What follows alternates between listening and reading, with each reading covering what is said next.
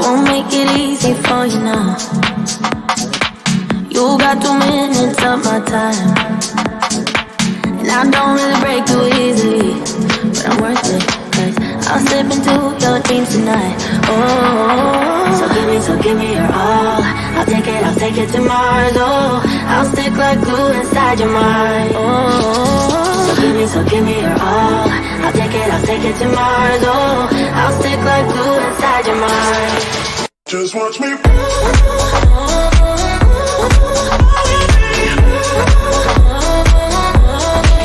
Just watch me.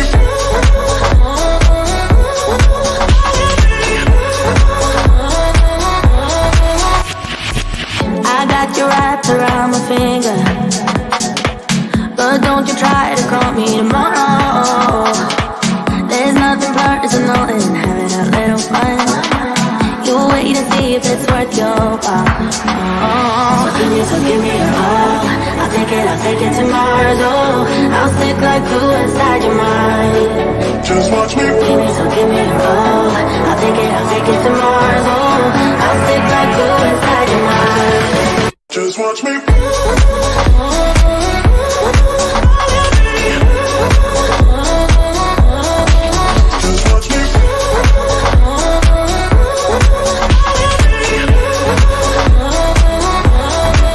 Just watch me.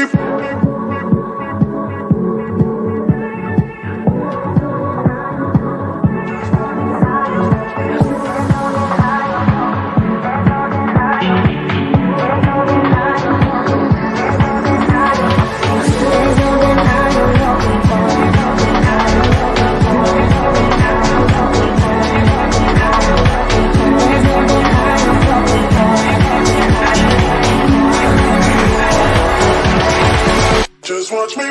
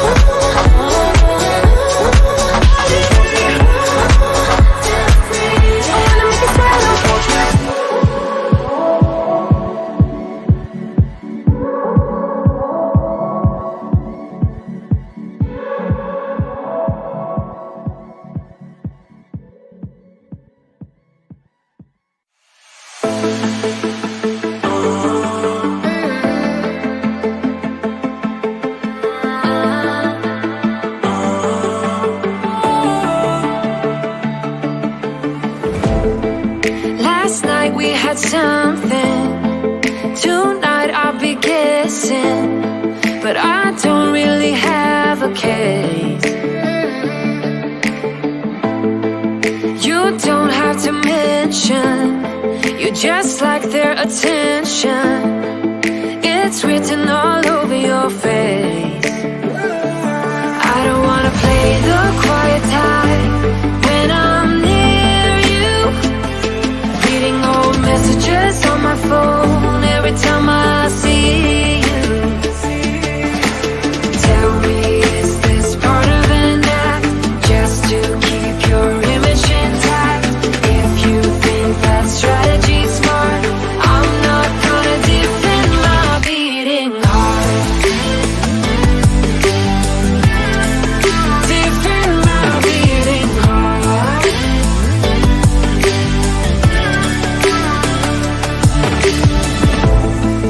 You knocked on my window and slept on my pillow, then said you had found your place. Not sure if I want this. You don't think that I notice? This isn't like giving you space.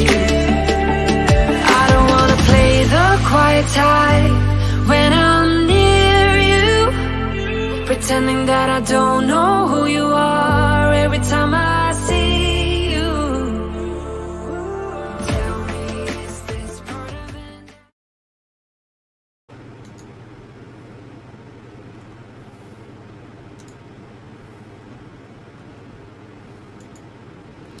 What's up, y'all? Sean here. Welcome to Tuesday Night Studio Sessions. My name is Sean. I'll be your host. First of all, can you hear me? Second of all, can you see me? Let me know if I'm in the chat or not. Tonight's going to be a little interesting. It's kind of a transition that the channel's making a little bit. I'm going to still do GPS drones. I'm going to still review those types of drones with,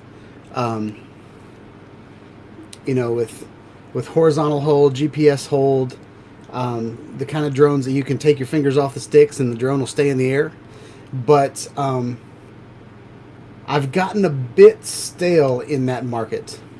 I feel like every time you turn around, a new drone comes out and it's just updated a little bit. So the challenge isn't there for me anymore. So what I'm planning on doing, and I've seen a lot of channels do the same thing, is kind of move into, kind of the FPV market and kind of play around with FPV. So we're going to talk about FPV tonight. Is it easy to transition? Is it easy to play around with? We're going to talk about some of the stumbling blocks, and you're going to watch me sweat a lot tonight. So,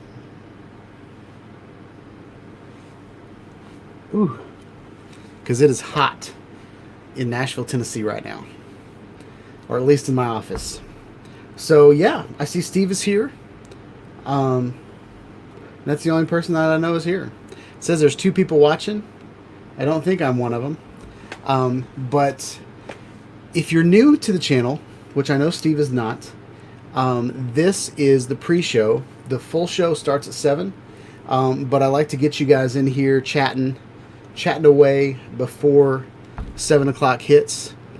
So yeah, I've got several FPV drones behind me. The third FPV drone that I have wouldn't fit on the table with these others, so I just kind of left it off. But actually, maybe I should put it on there. I'm gonna go get it. Y'all stand by.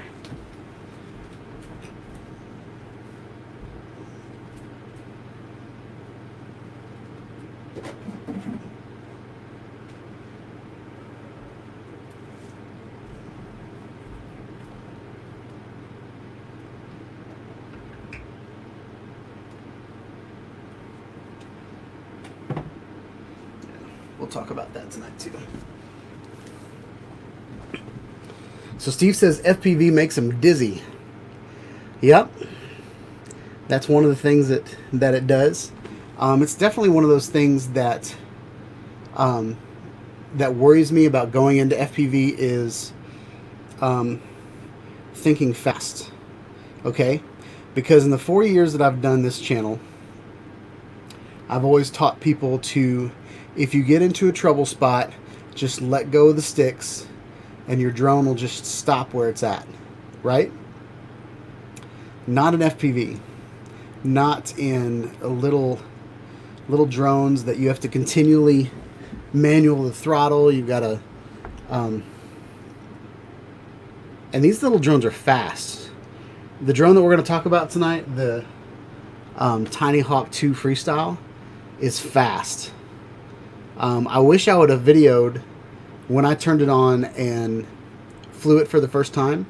I didn't really fly it. I was just kind of plugging everything in and testing, making sure that it bound, and then I was checking all my FPV goggles to see which ones would work with it. And I gently pushed up on the throttle, and it punched my ceiling.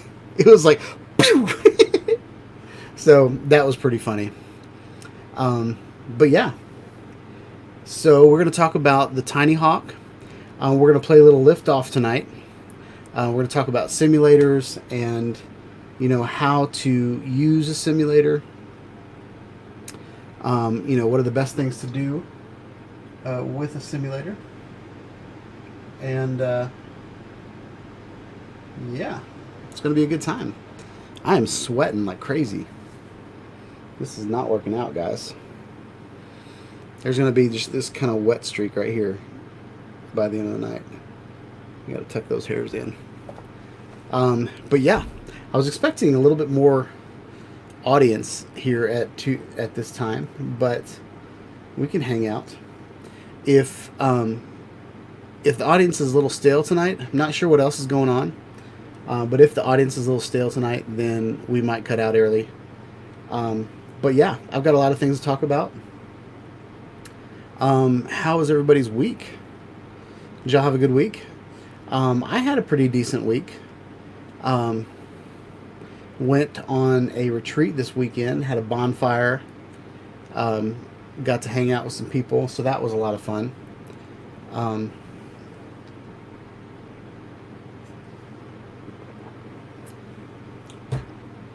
We made Spanish hot dogs. Do you guys know what a Spanish hot dog is? Let me see if I can pull it up.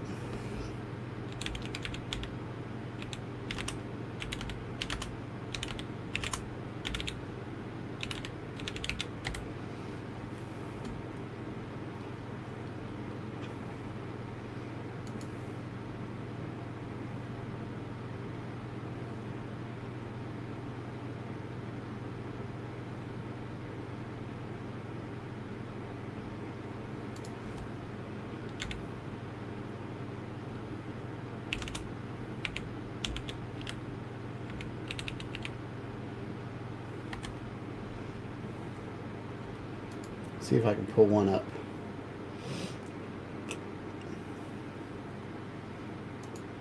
All right, here we go. Go back on it.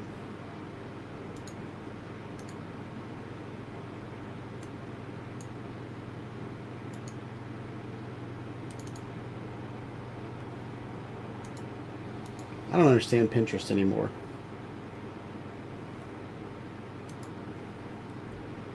That was really a Pinterest thing. All right.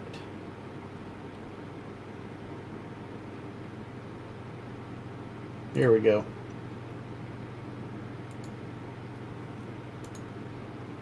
Come on. This ain't working out, y'all.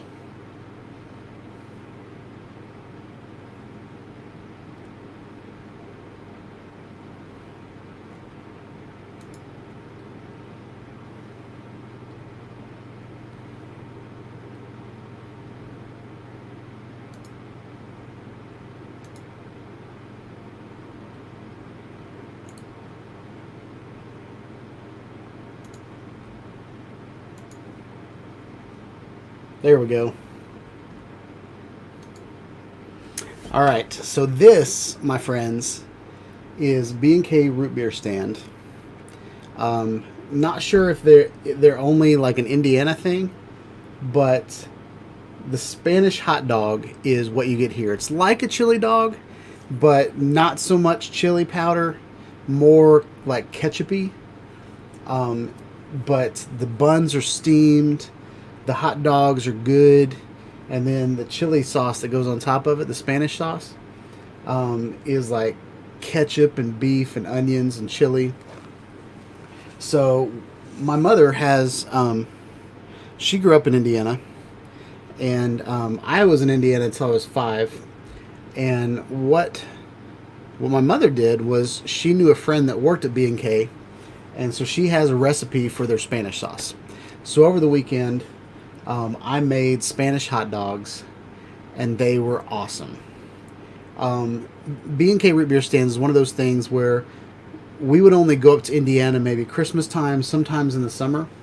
In the summer, you could get B&K hot dogs just about anywhere, but in the winter, the only time that you could get them, the only place you could get them was this one place that was open all year round. So it's one of those things that I would get like 6 or 7 of them and just eat them until I wanted to throw up. But ended up making those this weekend, and it was all good.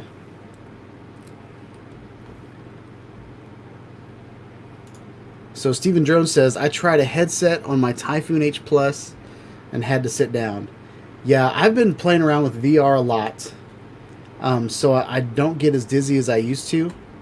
But yeah, you definitely get vertigo, with a headset in.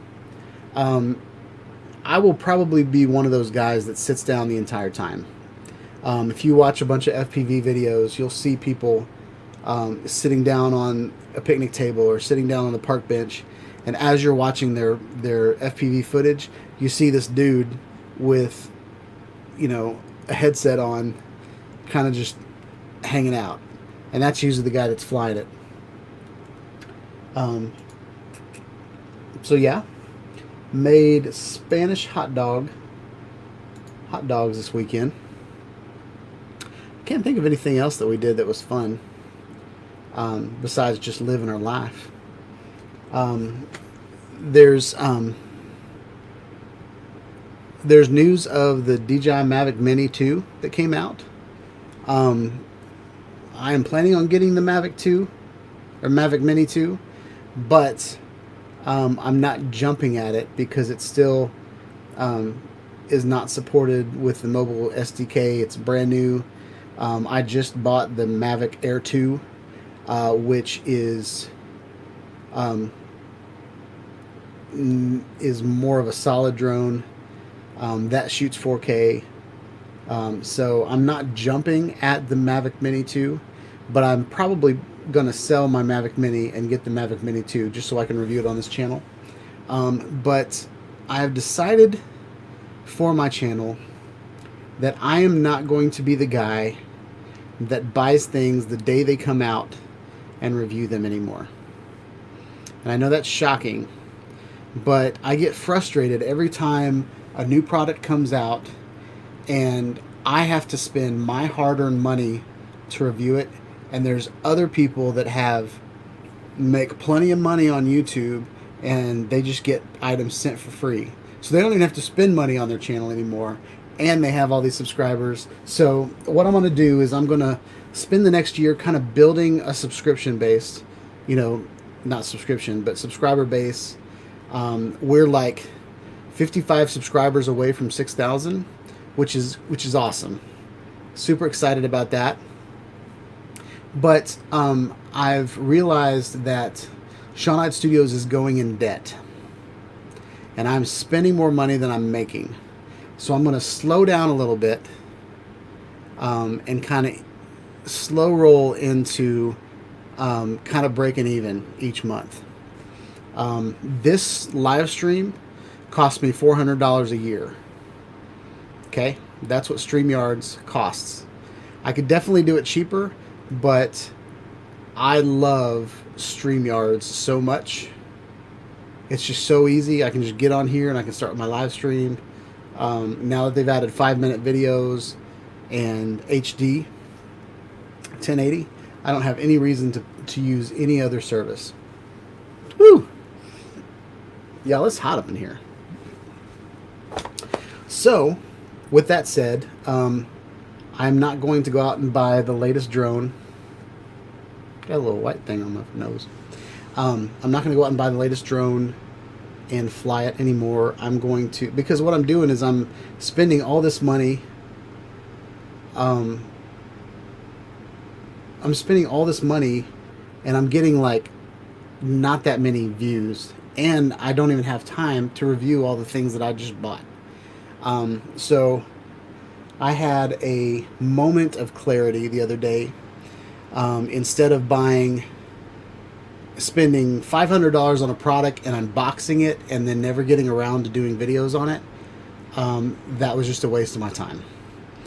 So I want to do like I did the DJI Mavic, or the DJI Osmo Pocket. When it came out, I did a whole playlist worth of videos on that one product. So I think what I'm going to do is maybe spend a whole month on one product, and then spend a whole month on the next product. And then sometimes timely videos work out, but there's no possible way that I could do a video on my channel and be the first one to do it. Okay? There's all these companies that send free products to all these big YouTubers to review, and they're the ones that, like, even I pre-ordered the iPhone 12 Pro Max, okay? I will get it in a couple days, and I will show it to you guys. But I am already watching videos on it, and the public does not even have the product yet. So it's frustrating to me that those come out. So I am not the person to be one of the first people. Wait, whoa, that was just weird. I'm not going to be the person anymore to try to buy it on launch day and put a video out about it. Okay? I'm going to get 100 views in a month. I'm going to get, you know what I mean? Like, I'm not getting millions of views on videos that I put out. I'm getting hundreds of views. And so that's the plan moving forward. I will say that live stream that I did a couple weeks ago where we talked about the rumors and tried to figure out what the new camera for Insta360 was going to be, that was a lot of fun. And I got over 700 views on that live stream. So if I can do videos like that of let's look at to see what the rumors are like, or let's just talk about things that nobody else knows about, those kind of things are going to, you know, get me a lot of views or whatever. So that's kind of the change on my channel, and it's all Nacho's fault. I'm just kidding. It's not Nacho's fault, but he's here and he doesn't even know what we're talking about. So what we're going to talk about tonight is FPV. In 8 minutes, we're going to really start the show. But yeah, so we got 5 people here. I see we've got Steven Drones, we've got Eat More Possum, and we've got Nacho Rolling in the house. So yeah, do you guys want to? I'm going to put it up for a vote. Do you guys want to talk about simulators? Do you guys want to talk about the Tiny Hawk 2 Freestyle, which is right here, the bind and fly? Do you want to talk about FPV terminology? So I'm going to give you guys a vote. Those are the first stumbling, well, Tiny Hawk's not, but getting started in FPV is not as easy as getting started in photography drones, GPS hold drones, horizon, well, just like, it's actually altitude hold drones. Let's call them that. So there's altitude hold drones, and then there's other drones. The ones that, you know, racing drones or FPV, little tiny whoops, all of those type of drones do not hold the altitude. So, and that's really what we're talking about. But going further than that, we're going to talk about FPV drones. Every drone on the table back there has an FPV mode. And the Paradanafi is back there, just so you know. But it's kind of a hybrid. So we're going to talk about that. All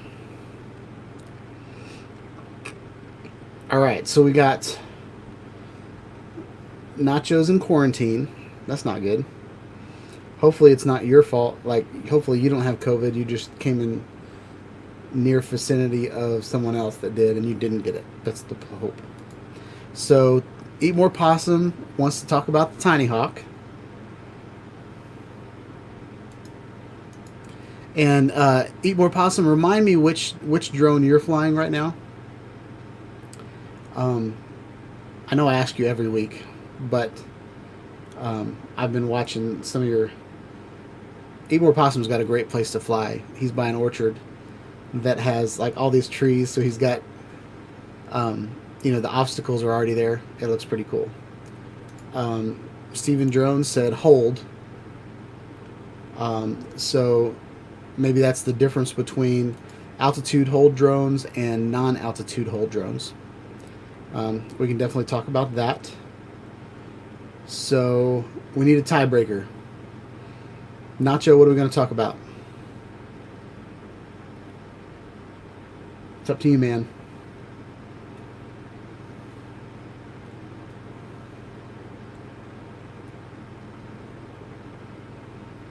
Going once. I'm probably on lag.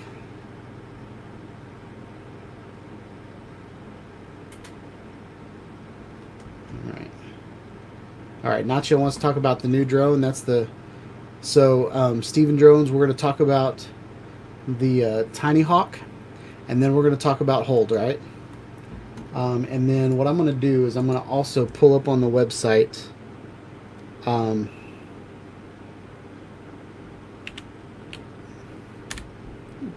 Eat More Possums drone.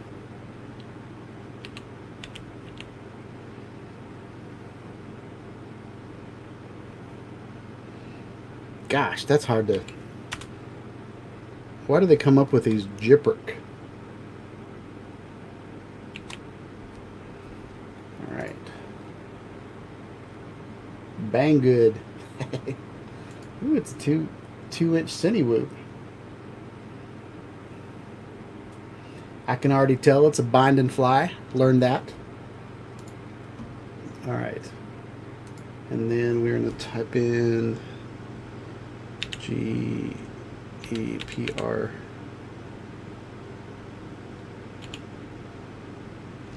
Crocodile baby. 4-inch.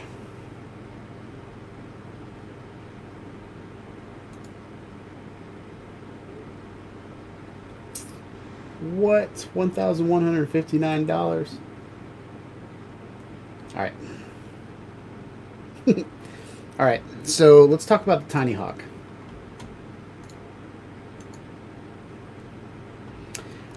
So this is the Tiny Hawk. Oh, by the way, I am going to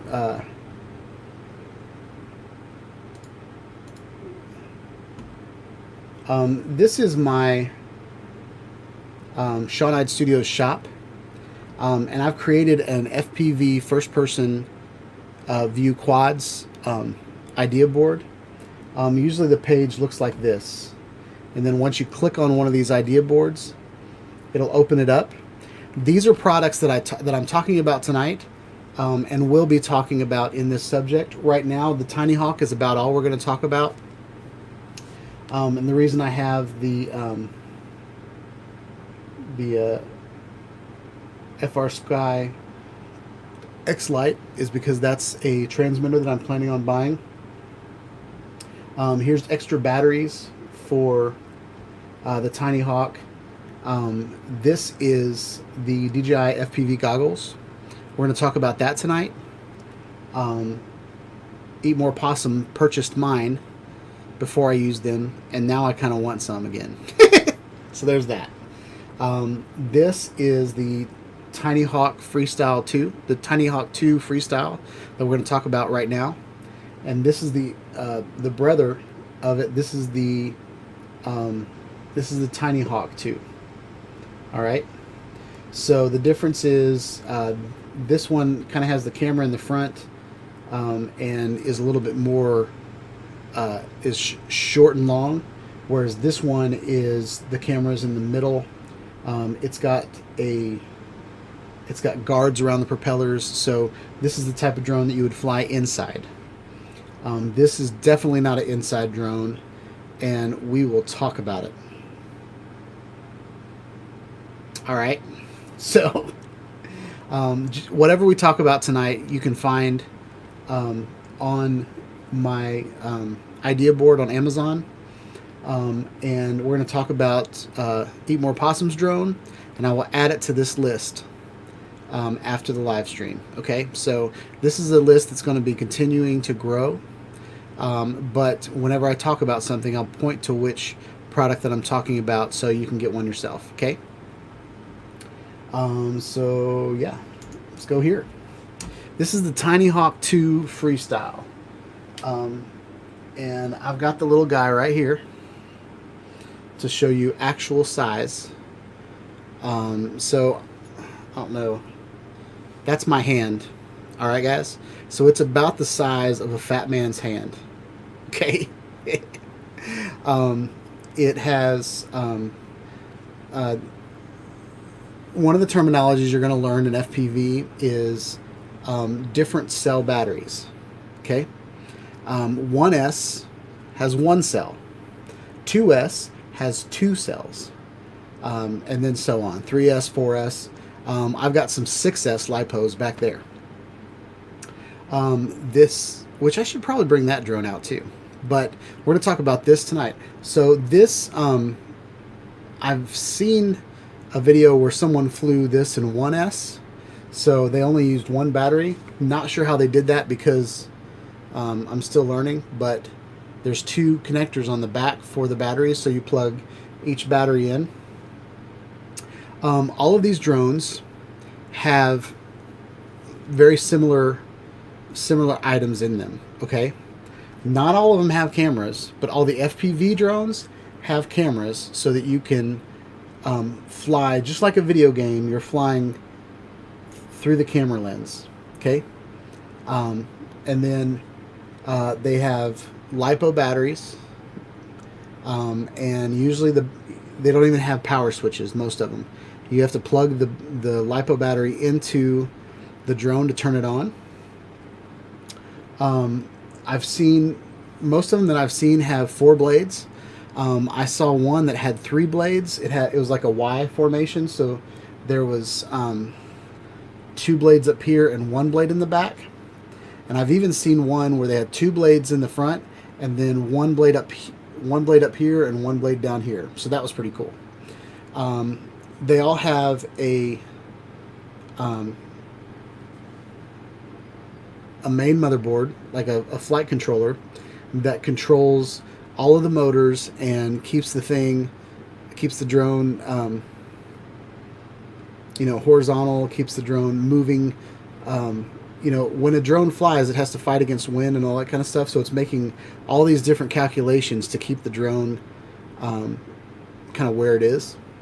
Then it has a receiver which talks to a radio. So depending on what drone you're getting, you have to figure out what kind of radio you have, what kind of receiver you have. Most of them have analog signals and they have analog channels. So if you remember TVs back in the 80s, where there would be an analog video signal that would come from the TV station, and then you would change the channel to grab that signal. Sometimes your antenna on your TV wouldn't be pointing in the right direction and there would be interference. This is exactly the same thing, okay?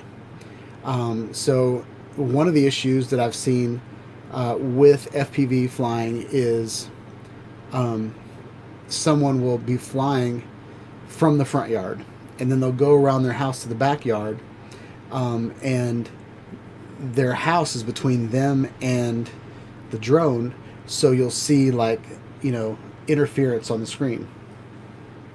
Doesn't necessarily happen as much if you fly above the house. I've seen a lot of people fly really high up in the up on the house and all that kind of stuff. So anyway, that's what that is. Let's look at the specs on this little guy.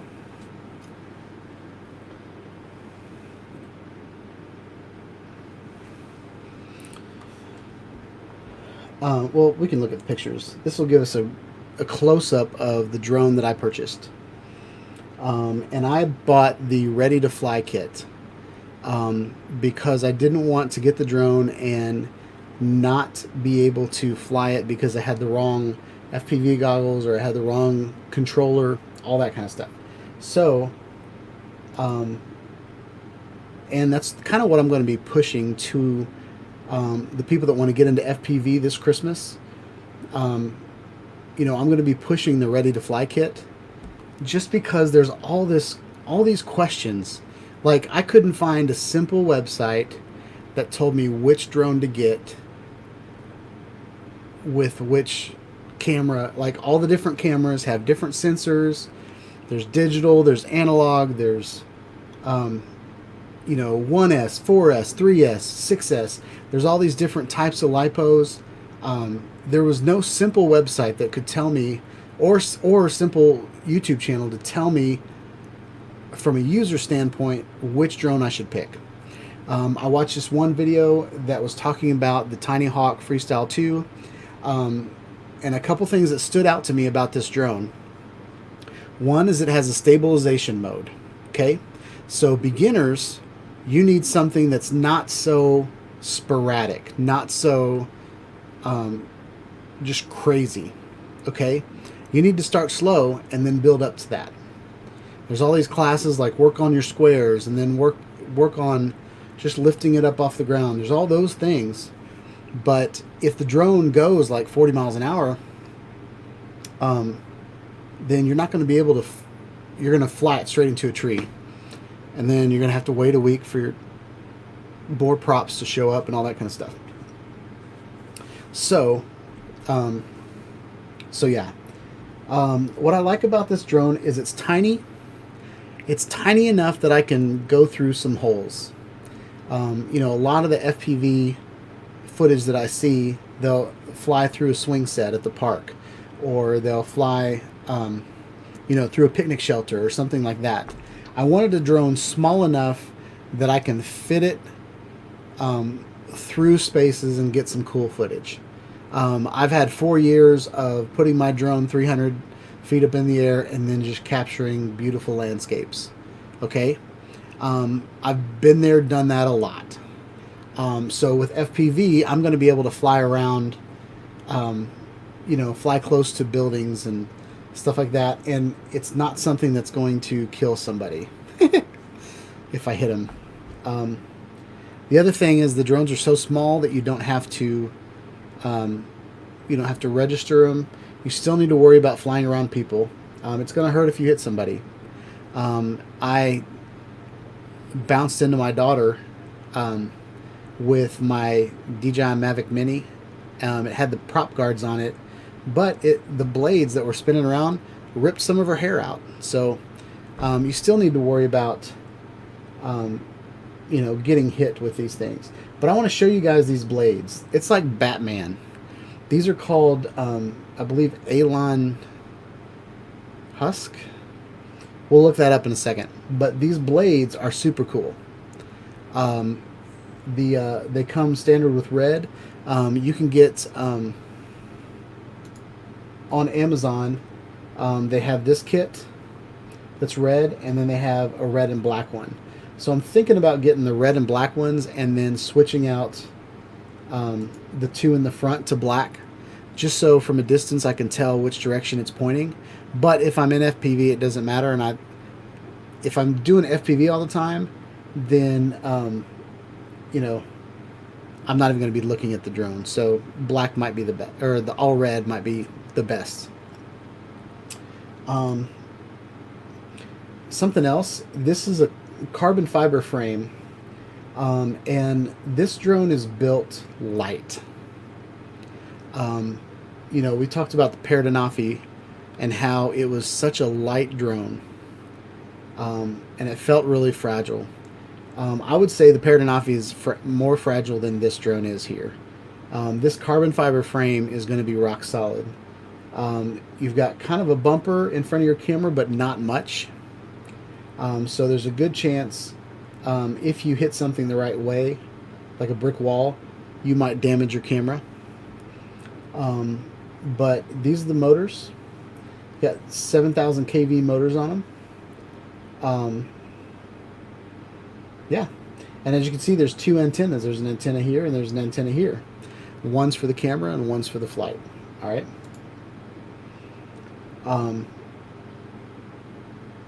When I looked at these photos before I bought it, I was like, man, that's such a cool looking drone. And then once I started looking at it after a while, the batteries go on top of it. So all of a sudden you've got these kind of janky batteries on top. It's still cute, don't get me wrong, but I don't know, as a designer I probably would have put the batteries somewhere else.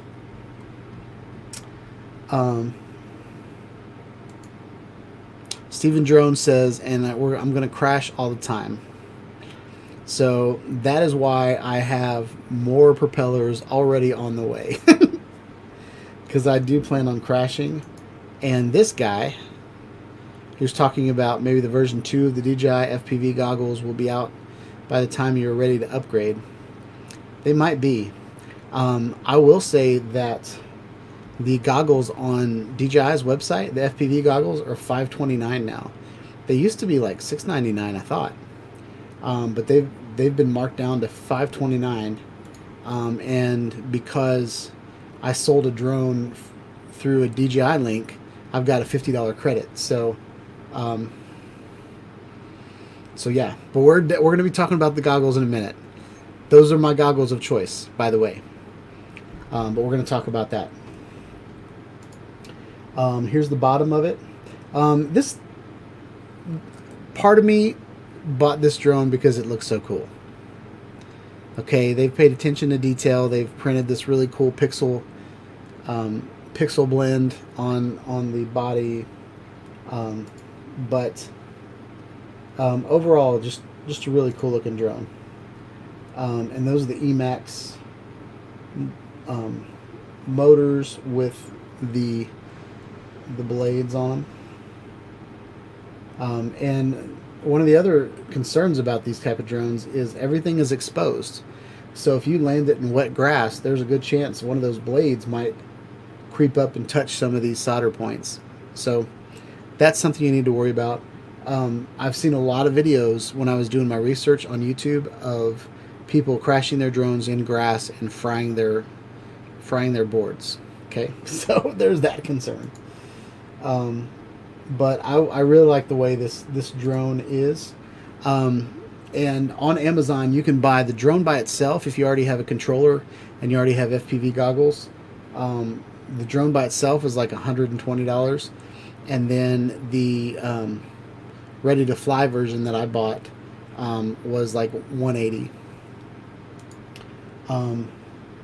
So here's our first term of the night, BNF. Who knows what BNF means? Anybody?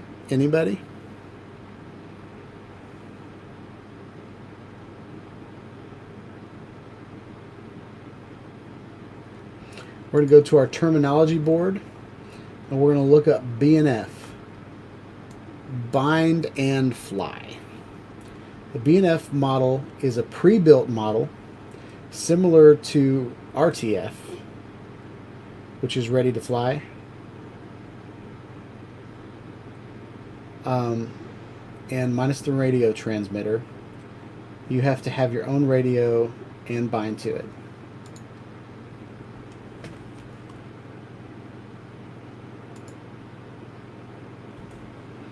So Brent, you want to come in? Mr. Eat More Possum? I'd love to have you in. So yeah, let's talk about these specs. I'll go ahead and send you an invite.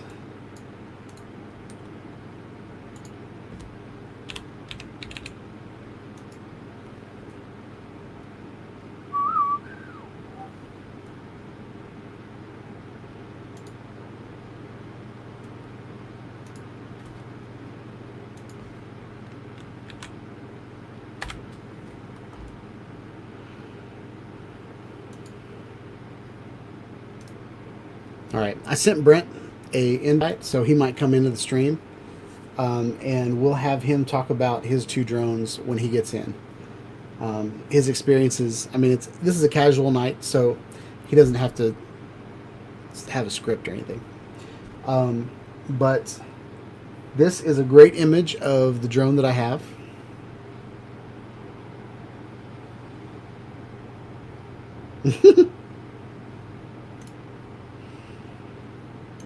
I'm excited.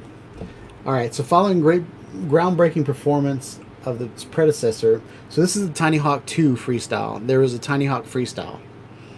Comes with newly reinvented. It's reinvented. The perfect beginner outdoor FPV quadcopter. So, outdoor FPV quadcopter. Okay. Peace out, Nacho. So I watched a video, and the people that bought, the guy that was doing the review on the video, he was, sorry,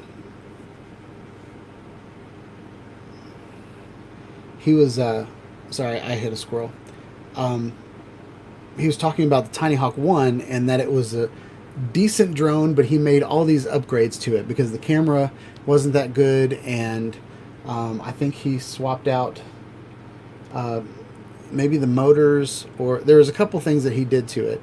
And what Emax did with the Tiny Hawk 2, so he basically had like a $250 drone by the time he did all the upgrades, and then Emax came out with this one for 120, and it was the same style. So Tiny Hawk 2 Freestyle utilizes 7,000 kV motors in order to achieve the RPM needed to maximize flight time and efficiency by utilizing the Avon Rush. Those are the blades, the Avon Rush. 2.5 inch propellers. Grip and thrust are optimized for a variety of situation. Enhanced video. So the video transmission on the video transmission is 8 times more powerful than the original Tiny Hawk. So if you're looking at getting a Tiny Hawk, if you're looking at getting a drone that is kind of a beginner drone, I would encourage you guys to get the Tiny Hawk 2 Freestyle, and I would get the 2 instead of the 1, because the 2 has so much more to offer. Aerospace grade 3K woven carbon fiber. So that was the body that we were talking about. So I wanted to talk about, it doesn't have it on here, the 3 modes. And I'll bring Eat More Possum, ladies and gentlemen. What's up? Hello, hello. How are you doing? All right. I don't think you can get COVID over the internet. Where's your mask, man? Your hair's getting long. Hey, don't want COVID. No. Yeah, I got a haircut today, and it was the first haircut I've had since March. Yeah, it's So- just an excuse for me, though. Yeah. So what you been up to, man? Just trying to fight the wind. I flew Saturday and like 15-mile-per-hour wind with that little drone, and whew, that was sketchy. Yeah. Which one were you flying? The crocodile up in the corner there. Right there. That one? Yep. That's it. Yeah, it was like tilted 45 degrees in the wind. Like that, because the wind was kind of a crosswind. Yeah. It did pretty good, though. So talk to me about. You said you're a newbie, but I feel like I've seen videos of you flying around your house a long time ago. Yeah, about 3 years ago, I had a 250. It was like a 3S, very underpowered. I could keep it in the air, do a few things, but I kind of gave up on it. I think it was a 5-inch. Okay. Yeah. So so tell us about your current struggles with FPV. Like what have you had to learn? What have you had to overcome as opposed to flying your Inspire? I stay out of acro mode.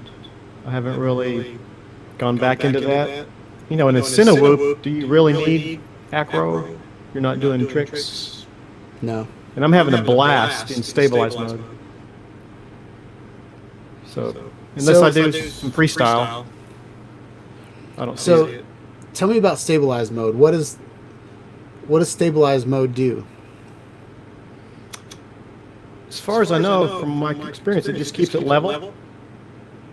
You know, if you turn it like this, it'll pop back. Kind of like the stabilization in a GPS drone. Sort Okay. of. Do you still have to man the throttle the whole time? Yeah. Is Definitely. that tricky?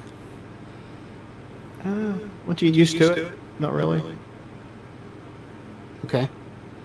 So what have you played in the simulators at all to learn how to fly, or did you just get out there and go? Back when 3 years ago when I had the bigger race drone, I pretty much still had that. I guess that was kind of training.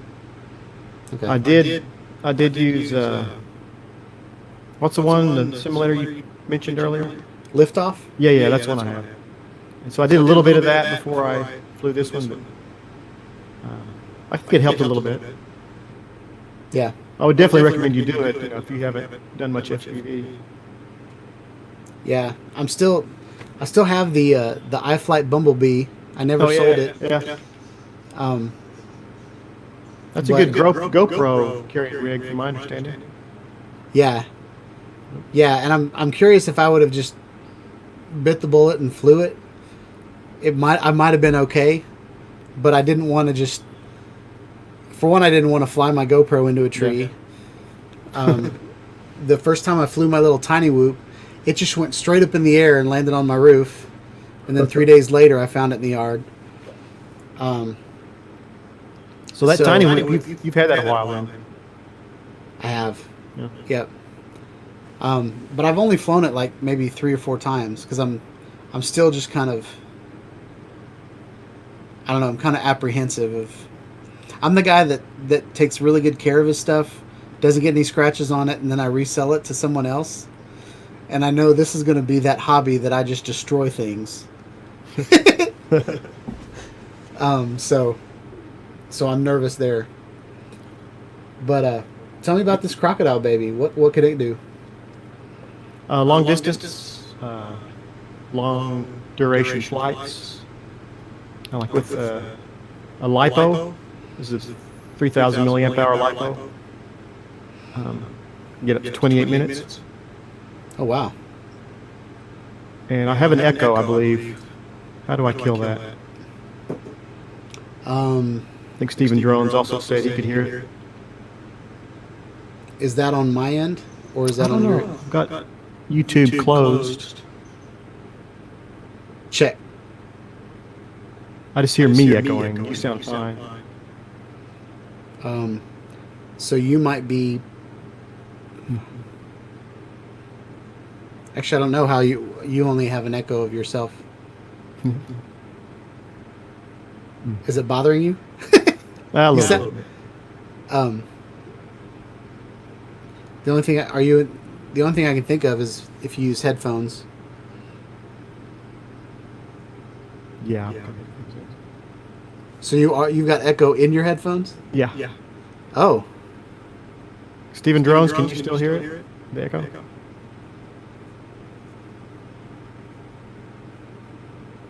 He says it's not bad. Maybe it's on my side.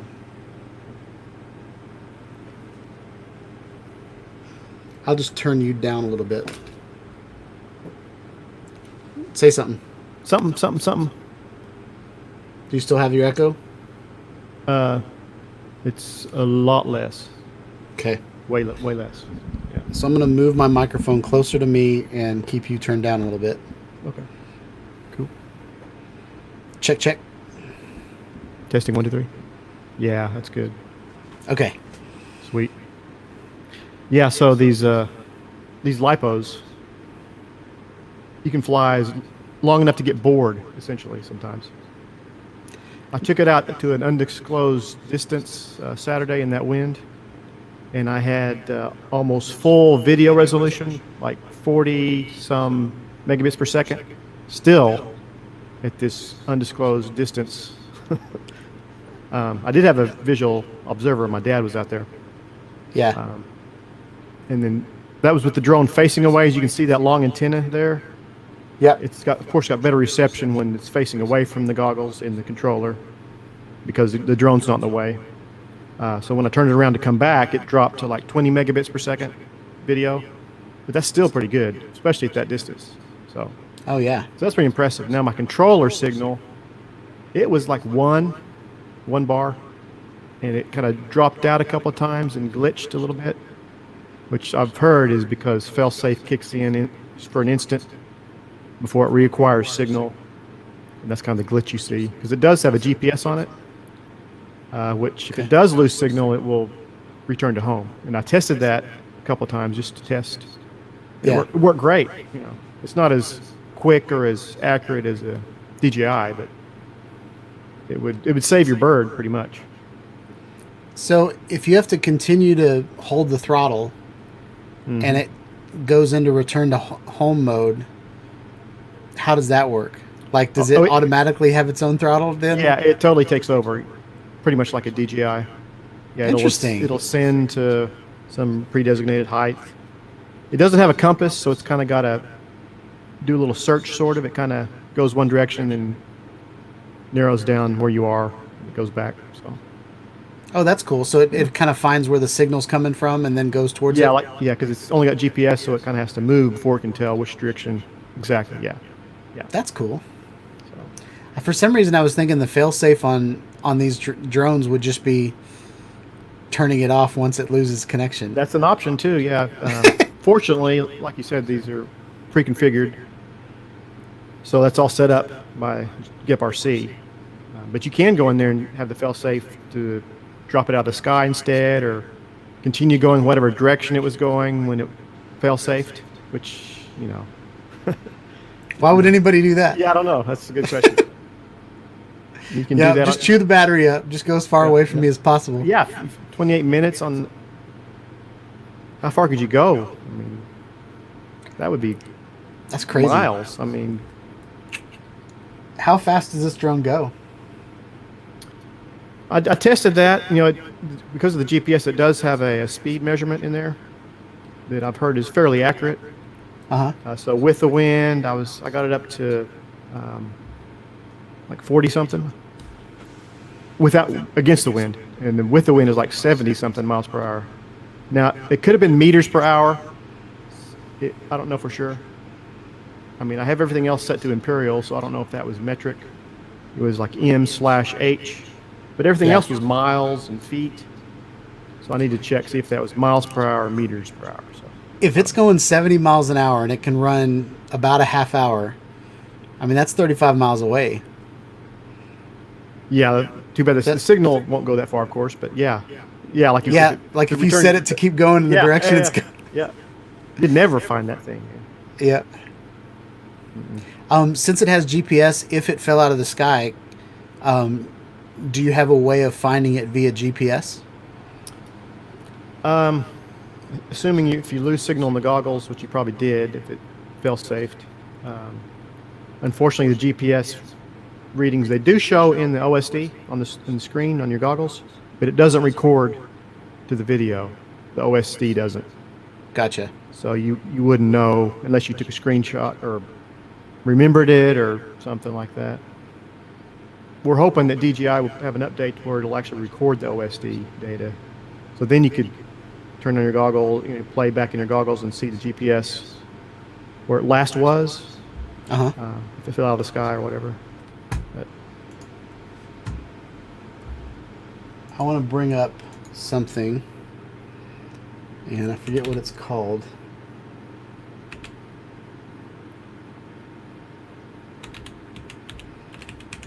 See if this comes up.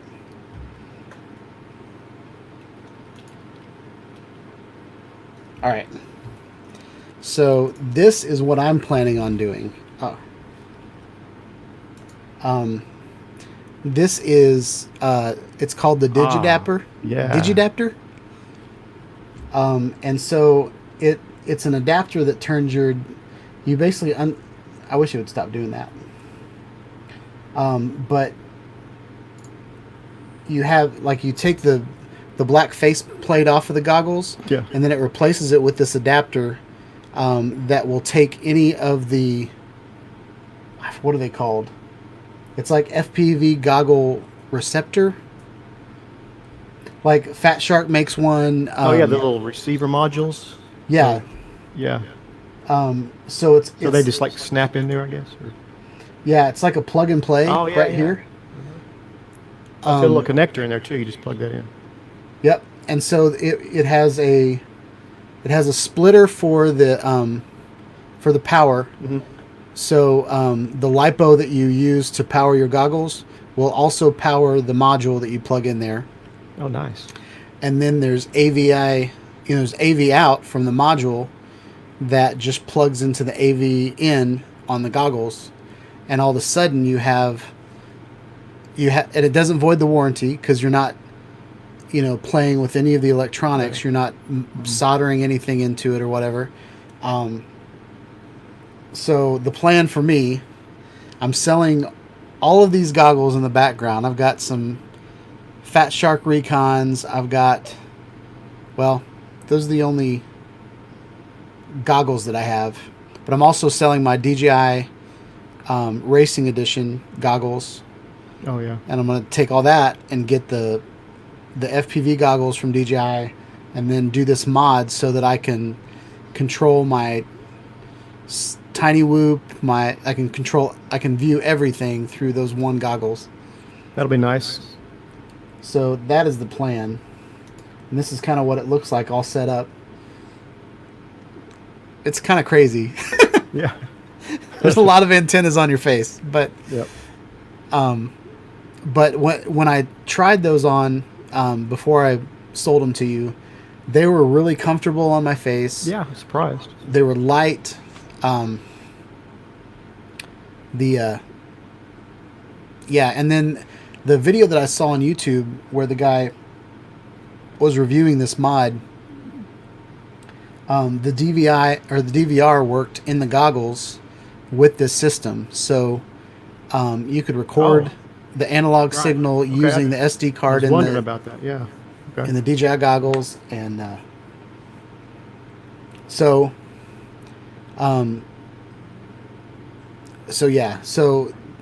we're talking about like getting into FPV and trying to understand how to get into FPV. One of the things is what type of goggles you use, and there are two different types of signals right now.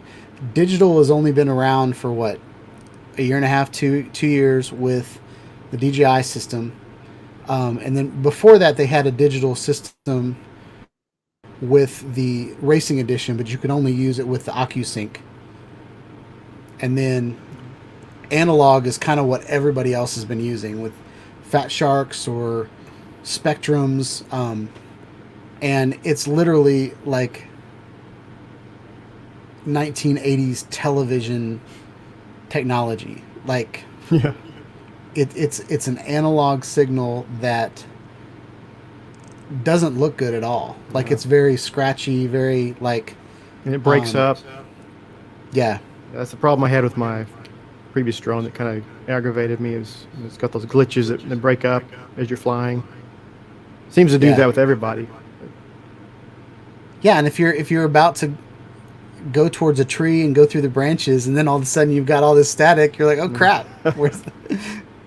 Hopefully I'm making the right move. Yeah. So definitely want to get back into digital, but I want to learn on something a little cheaper Yeah.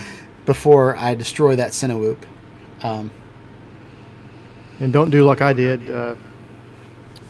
2 nights ago I was flying my little rocket inside, just kind of testing some stuff out. And I got a little too aggressive, and it hit me in the shirt, and my shirt bound up in the props and burned a motor out. Oh no! Because it took me about 2 seconds to hit the disarm button, but it was too late. It had already smoked it. So that's a burn. Oh, that's not good. Smells like smoke. Yeah. But they're only like $11. Little tiny little motor. That's the other thing about this hobby is, like, all of the parts are replaceable and swappable. Yeah. So, like, all these drones, like, they're kind of naked. Like, if you look at this picture, the drone is naked. So you can get in there and swap out these parts. Mm-hmm. There's all, like, these screws. If you look at, like, a Paradenofi or something like that, they're put together like an iPhone. Like, you have to know what you're doing to take it apart. I replaced an arm on a Mavic 2, and that was a chore. Oh, yeah. Crazy. So, like, with an FPV drone, you've got all these. I mean, you can tell where the screws are. All you need is a screwdriver or hex driver, or whatever it takes to open these up. Now the solder points are really small, but Yeah. I have to use a little old man eyepiece, to see what I'm doing. That's another thing. You got to learn how to solder. Yeah. I haven't soldered since maybe my junior year in college, which was like, what, 98? Oh, yeah. 1998 was the last time I soldered anything. Have you done any modifications to your drones, like with a 3D printer or anything? Just some mounts for cameras. My old FPV drone, I printed a battery tray kind of thing that held a battery in, and an antenna holder. It's pretty much all. I'm going to pluck this off of the wall here.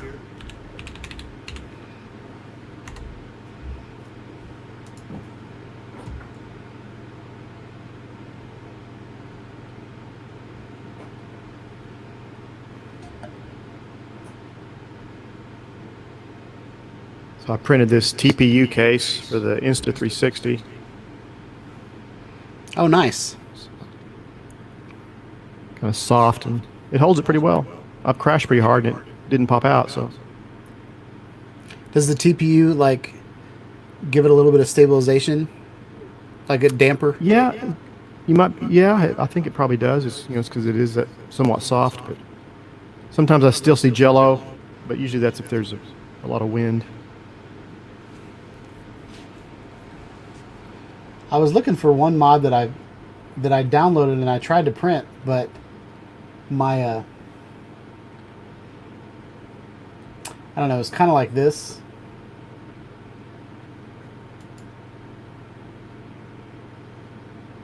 Oh,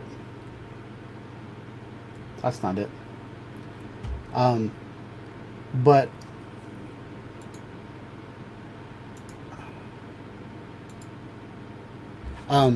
the mod, I tried to print it, but now I have an issue with my 3D printer where it heats up to 5 degrees less than it's supposed to, no matter what degree I put it on. So it prints at 220 degrees Celsius, but it'll only go up to 215 degrees.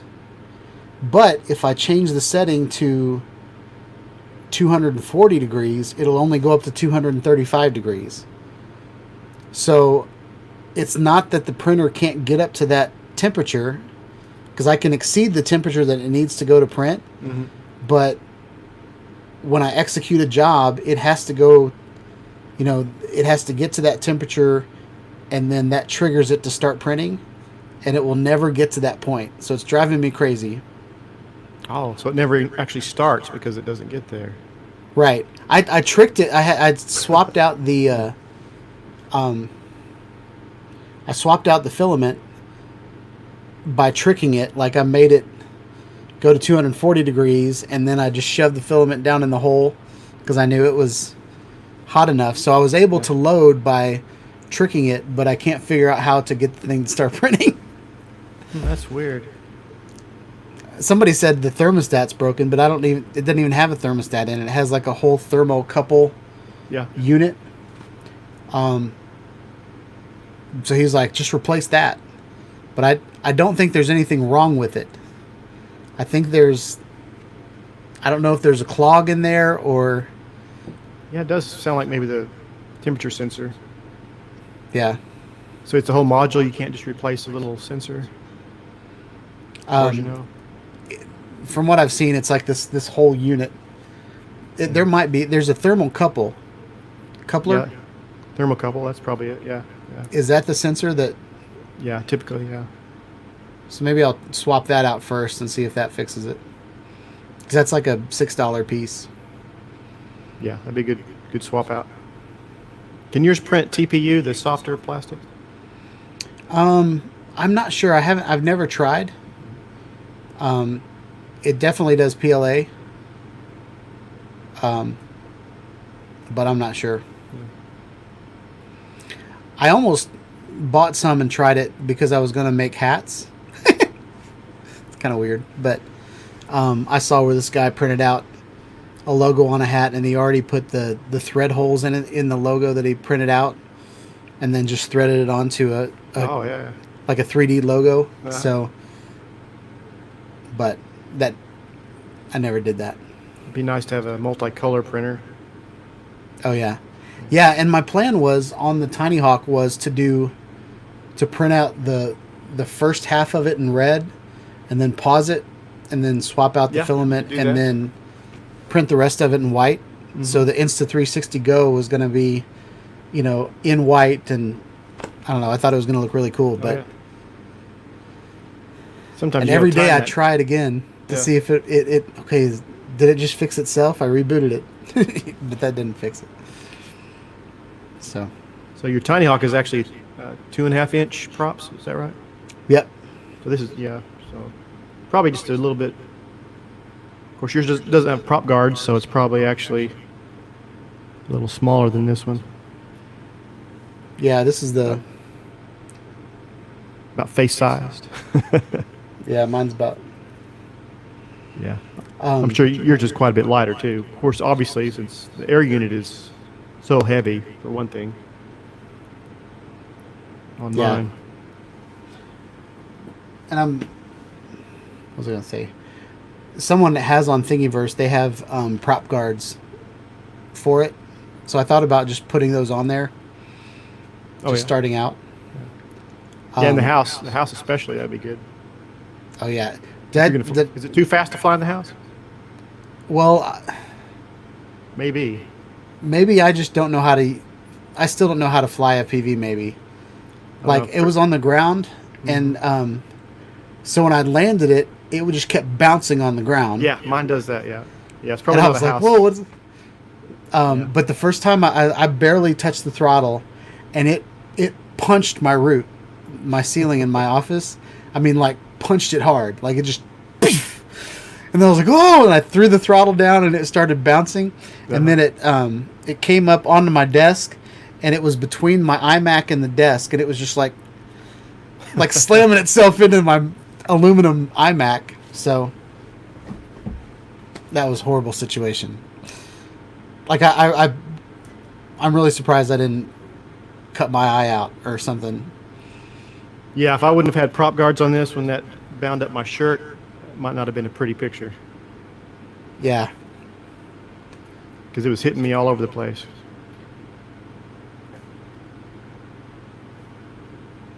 Don't fly these in your house, son. Yeah. So this is an interesting question. I kind of want to see what happens with remote ID and how it affects all our toys. Yeah, good question. I guess we might know closer to the end of the year or early next year. I think they're working on getting that released pretty soon. So will the rules be released, but they won't go into effect till like 2022? That's kind of what I've been hearing. They got time. They have to have time to implement it, and I heard that race day quads is going to be possibly suing the government or suing the FAA, or they're a competitor to Pyro drone, which you have up there. I've ordered from both of those places. They're both pretty good, pretty quick. Yep. Yeah, I just ordered 2 new motors from Pyro drone today, since I replaced my last extra one. Because I'll need them, because I've already replaced 2. Stupid mistakes. So how expensive is this hobby? Well, these motors, at least on this little drone, like I said, they're only like $11. Whereas with that bigger FPV drone I had a few years ago, they were like 30 some each. But I'm sure the prices have come down now that it's more popular. I don't know. Yeah. If you don't crash, it's not that expensive unless you keep buying bigger and better. So I've got this guy, and I'm really scared to fly this guy. Is that a Walkera? Yep. This is the Furious 320. Oh, is that the one you said had the tilting motors? Yeah, yeah. Oh, These interesting. arms tilt back Yeah. and forth. Okay. It's got a servo in there somewhere. All right. Yep. So it doesn't have to tilt as much or any at all when it Right. flies? It can get up to 75 miles an hour, Oh, wow. but it can hold its horizon. Ah. So if you put a camera up here, then it'll hold the horizon but go fast. So 360 camera on that? oh yeah, That would be a good application. as long as I know how to fly it yet. Yeah. I turn these motors on. Look at this thing. It's not gonna focus. Yeah. But this motor, like when I turned them on, they were so powerful. It really just scares the crap out of me. Yeah. So What I size bought of this props? drone for. Do what? What size of props? I'm not even sure. They're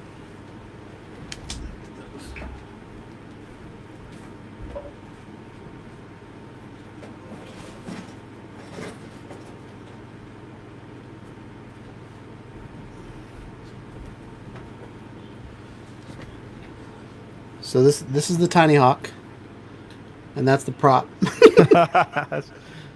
That's great. Yep. So Bigger than the Tiny Hawk. yeah, so it's got some pretty intense props.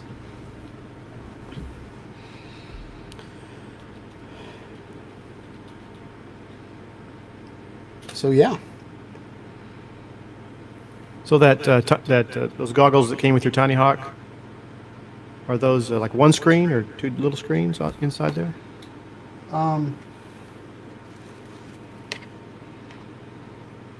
it looks like it's just one screen. Oh yeah, yeah. Okay. And Yeah, what? Do what? I had. Have you seen the big head play goggles? Like they called the feedback goggles. That were kind of one of the first goggles. They were real huge. Had one big screen, 720. I sold those to Dad Random. I think he had a Tiny Hawk he used with him. Okay. I looked at. I've been looking at goggles a lot lately, and there's a guy selling on Facebook Marketplace. He's selling the Fat Shark Transformer, and it's just a big box, and then the screen actually comes out, so I could attach it to my controller and fly like I do DJI drones, or I could attach it to my face. And to me, that was going to be the best of both worlds if it had a DVR in it, but it didn't have a DVR in it. Oh yeah. So I wanted to have like a little ground station that I could record. But yeah, Yeah, DVR's nice to have. You can, especially if you're way. running a YouTube channel. yeah. Yeah, and do the split screen like you do, showing the. What do you use to split your screen when you have like the camera view of the drone and then maybe you narrating?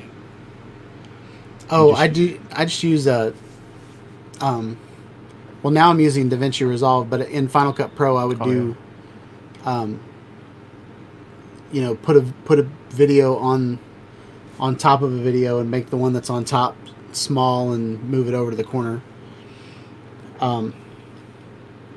But if I could just 3D print a Insta360 Go and just slap it on there, then I wouldn't even have to worry about a DVR. My plan is to just these Recons that I have. These Recons, they have a DVR in them, but I don't know if I have the wrong SD card or if they don't work, because they'll record like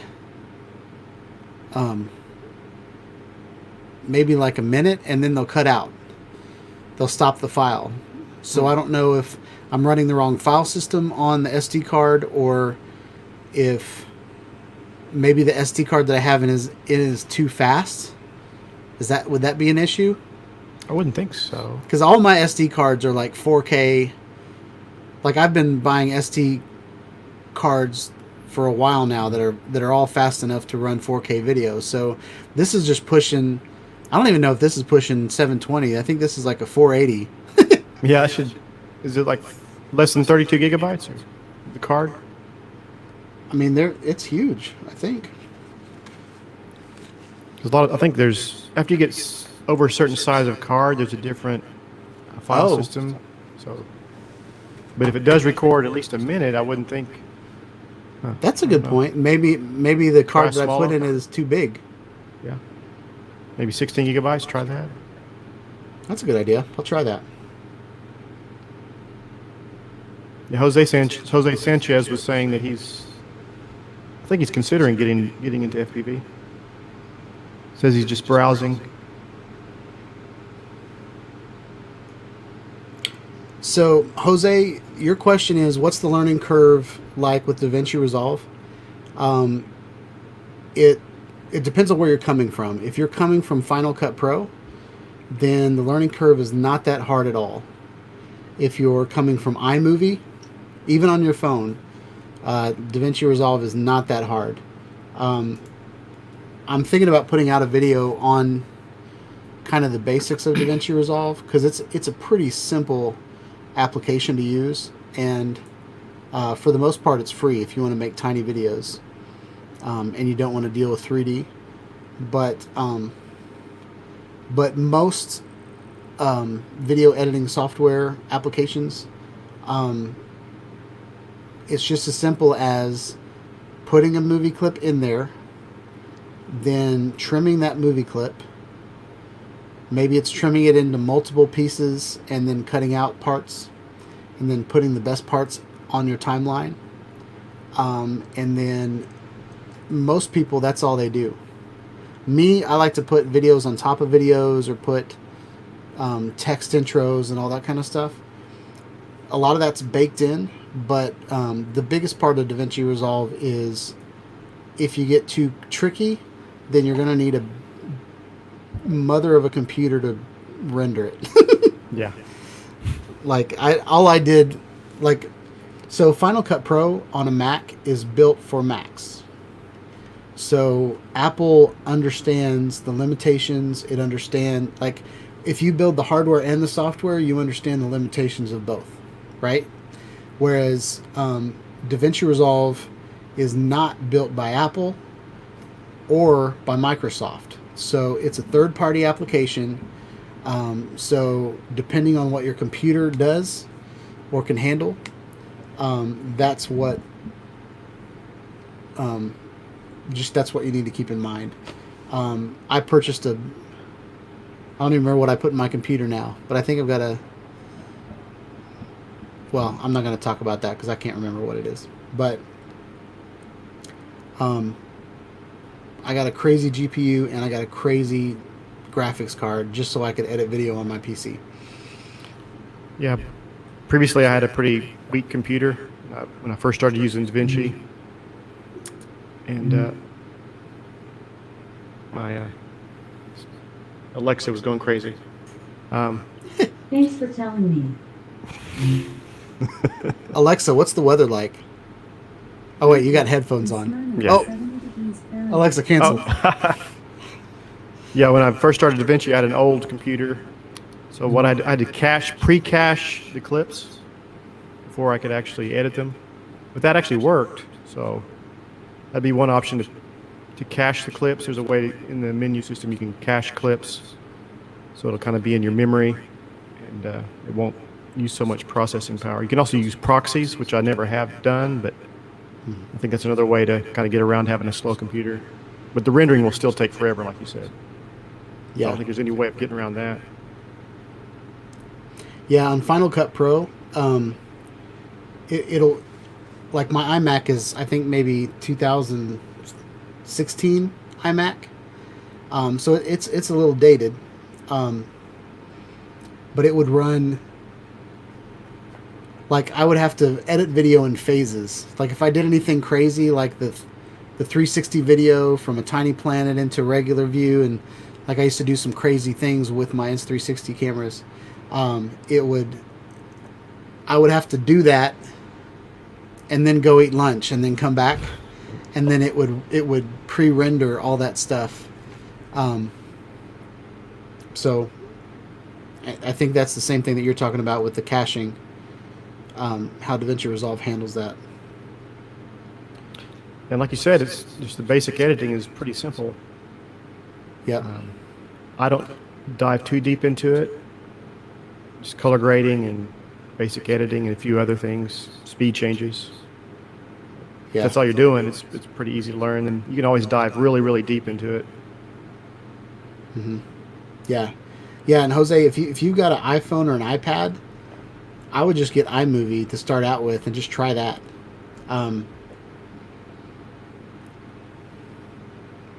So we are 3 minutes from 8 o'clock.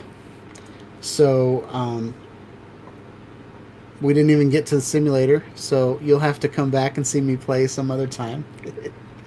But Brent, I want to thank you for joining the show. I know you told me you weren't going to, and then you did. So I appreciate that. Thanks for hanging out. Yeah, interesting stuff. Yeah. I'm going to start building a playlist on this channel of what I learned, because I don't know anything about FPV. And it's really, really hard with all the videos out there to find information about FPV. Most of the FPV flyers that I see, just simply show their footage, or they show you every week, they show you a different drone. And so you can't learn all these different drones and all their unique specifications all the time. So I'm going to stick with the Tiny Hawk. I'm going to do several videos with the Tiny Hawk, learn how to master the Tiny Hawk, and then we might move up to the next Hawk that Emax has, or we might use a Cinewhoop, something like that. But with that said, and I don't want to steal Everyday Dad's phrase, but he always says, if I can figure it out, you can figure it out. So this FPV journey is going to be that. As I learn things, I'm going to teach you guys. A couple resources that I think are really good whenever you're finding out what these things are. I found this website, and I will post it in the chat. For the longest time, I thought BNF was a type of receiver. Like literally for a month, I was like, oh, do I either buy a DJI version, or I buy the air unit version, or a BNF version? I didn't know that BNF just applied to all of them, and they're bind and fly, or cell. Now I understand that a battery has a cell in it, but a lot of people don't understand that. And so you've got, just like your car battery has multiple chambers that hold electricity, so do your LiPos. And when you're buying a battery, for some reason 4S means 4 cells. Why does 4S mean 4 cells when cell starts with a C? For some reason I never noticed that. I don't know. Good point. Why? Good question. Who came up with that? Not me. So, and I don't even know if that's in here. Maybe it says it here. Yeah, there we go. Okay, S equals number of cells. Maybe in some other language, I don't know. Is that chemistry? Well, what's going on here? That makes no sense to me. So, when I was going to buy, the good thing about buying my Cinewhoop from iFlight was, they built everything for me, and they connected all the dots. So when I purchased it from them, I knew what I was getting, and I knew it was going to fly. But if you go to some place like Flight Test, you can build a drone from scratch. You can buy a body, you can buy motors, you can buy receivers, you can buy CNCs, you can buy all these things to put a drone together.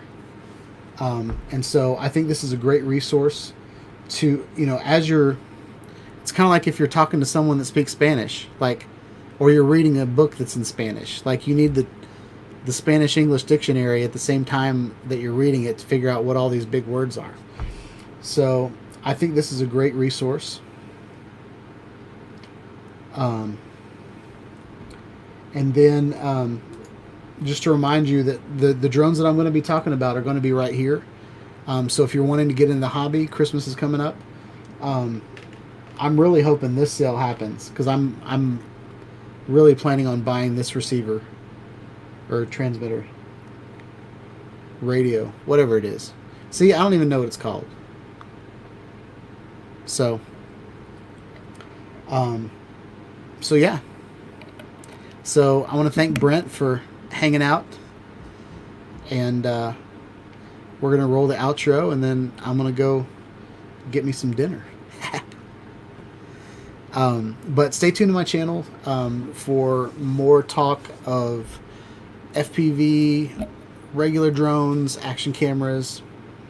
But I'm transitioning from the guy that spends thousands of dollars a month to show you guys things to selling all of my old gear and picking a couple things to talk about a month. So maybe that's good news to some of you, maybe it's not. But since COVID hit, I've been stuck in my office, and I have more time to make videos now than I ever did, and I'm not motivated anymore. So I want to bring the fun back. I feel like things are a little stale right now. Live stream is kicking. I feel like the live stream is something that I do every week that is pretty normal and pretty consistent. But yeah, that's where things are going to go. So everybody say peace out to Brent. Thanks for hanging out. All right. See you, Sean, Jose, Steven Drones, and Nacho, who cut out earlier. Yep. Oh, I see my sticker back there. Oh, yeah, I was going to point that out earlier. Nice. What is that instrumentation called? That's an old oscilloscope. Oscilloscope. Yeah. And it measures waves? Yeah, sine waves, yep. Old school, kind of green screen. So if you turn it on with my sticker on it, is there like a cool screensaver behind it? I ought to do that sometime, see if it would show up. Yeah. The one of the options to make at Sticker Mule was to make a transparent sticker. Oh, wow. So I could do the logo without the blue in the background, and that might look really cool on that machine. But good night, Brent. I've said good night to you 3 times already. Take care, guys. So, peace out. All right, y'all. That was it. Another successful show. Thanks, everybody, for coming up and hanging out. I'll go through the chat. Since I had a guest, I couldn't read everything that you guys were saying coming in, but I'll go back and check out the chat and see if there's anything I need to respond to. But yeah, we do this every Tuesday night. Hang out and talk about stuff. Hopefully the things that I talk about in the live stream will end up on my channel as legit videos. But if I don't ever get to it, don't complain about it, because this is just me having fun on my channel and having a good time. So with that said, I look forward to flying the Tiny Hawk for you guys in a later video, possibly this week. It's been rainy and windy, so I don't know if I'm going to get to it. But yeah, have a wonderful week, y'all. Peace out.